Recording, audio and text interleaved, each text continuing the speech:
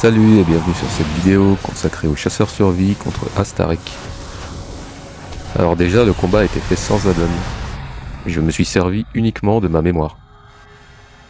Bon, avant d'aller plus loin, on va examiner un peu la configuration. Niveau d'objet 296. C'est plutôt moyen actuellement. Valira est en soigneur. J'ai choisi ce poison pour faciliter le contresort, ainsi que la lance qui fait de bons dégâts. Et en dernier, le capture-rêve qui fragilise bien le boss. J'ai opté pour un familier qui donne la furie sanguinaire.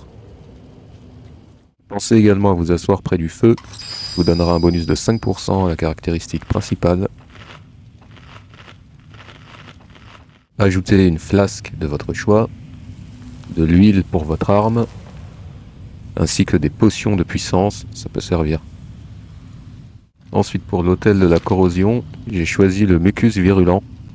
Ça protège plusieurs fois d'une technique fatale, ce qui me semble plus intéressant que de gagner un peu de dégâts. Bon allez, c'est parti, on attaque. J'envoie la sauce immédiatement, le familier encaisse les dégâts. J'ai posé 4 marques au sol, ça va me servir tout à l'heure pour le jeu de mémoire. Pensez à maintenir le familier en vie avec le soin et en ramassant des cœurs. Je vous suggère ces deux talents-là pour rendre le familier plus résistant. Coupez bien le sort extinction d'âme qui vous tue en un coup. Attention à votre position, car quand le rituel venimeux va se déclencher, il faudra être près du centre pour être réactif. Alors pensez à utiliser l'aspect du guépard, ça aide pas mal. Chacune des vagues de poison est fatale, et il ne reste à chaque fois qu'un quart de la zone qui est libre pour être en sécurité. Mais le plus important, c'est qu'il faut ensuite reproduire l'ordre dans lequel les zones sécurisées sont apparues, tout en contrant le sort de l'AD qui est fatal aussi, et en l'éliminant rapidement. Les marqueurs aident à la mémorisation, et j'utilise un truc en plus que je vais vous expliquer à la deuxième vague. Et je parle pas d'un add-on, c'est un procédé tout à fait naturel. En chasseur, c'est contraignant de déplacer le boss en permanence pour obliger le familier. Alors je préfère le garder au milieu. Les flaques au sol font au final peu de dégâts et ça donne une bonne visibilité sur les vagues qui jaillissent régulièrement des côtés. Attention, ces vagues sont dangereuses, elles peuvent vous tuer d'un coup aussi. Ou si vous survivez, il ne vous restera pas beaucoup de points de vie.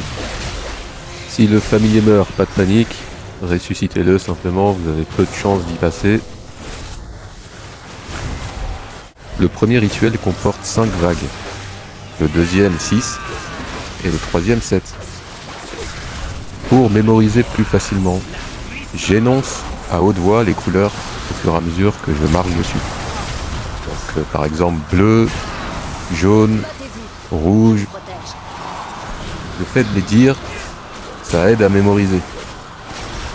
Et au moment de reproduire le schéma, pareil, dites les couleurs à haute voix.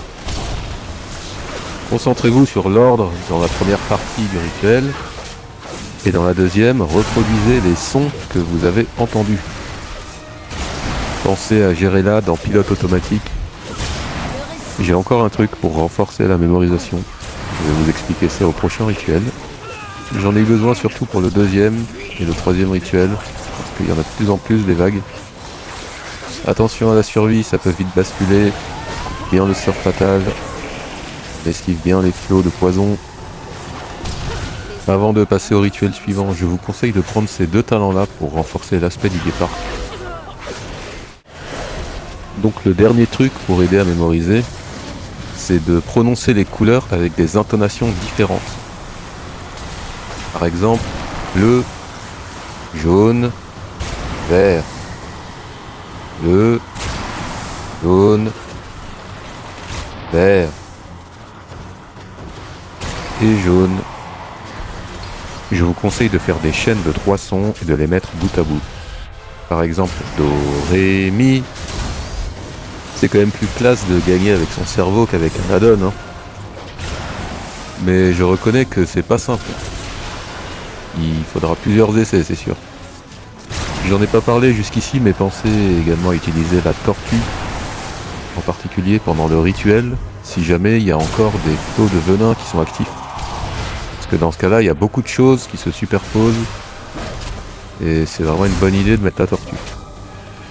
pourrez vous concentrer beaucoup plus sereinement sur les couleurs. Sur la fin, pensez en priorité à votre survie. Vous avez le temps en fait, esquivez les vagues, coupez bien le sort, le boss va descendre tranquillement, restez en vie, c'est tout. Soignez le pet, ramassez les cœurs. Si vous avez encore un truc offensif sérieux à lâcher, allez-y, envoyez tout. Je profite de la fin pour vous montrer mon arbre de talent en survie. Mais ici, c'est pas les dégâts qui comptent le plus, c'est la survie et la mémorisation. J'ai joué en sentinelle pour ce combat, principalement pour augmenter ma vitesse grâce à ce talent-là. Et voilà, avec un peu de méthode, on lui a enfin réglé son compte.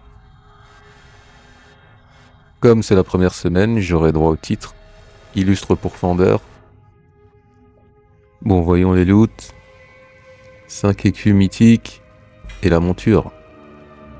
Sans oublier les 30 écus héroïques et les 30 écus mythiques qu'on gagne la première fois. Bon, et bien j'espère que le guide vous a plu et vous a été utile. N'hésitez pas à commenter et liker pour soutenir la chaîne. Et moi je vous dis à plus tard pour une nouvelle vidéo.